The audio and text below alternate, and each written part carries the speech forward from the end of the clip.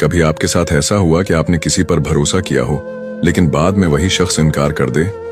अगर हाँ, तो ये कहानी आपके लिए है।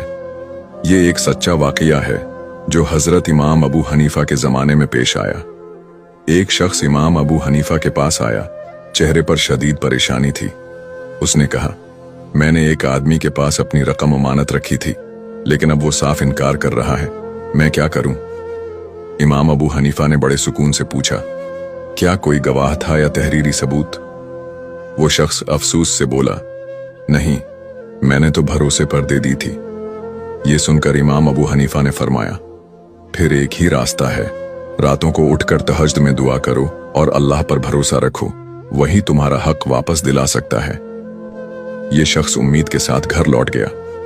उसने सच्चे दिल से तहज्जुद पढ़ना शुरू कर दी और अल्लाह से मदद मांगता रहा।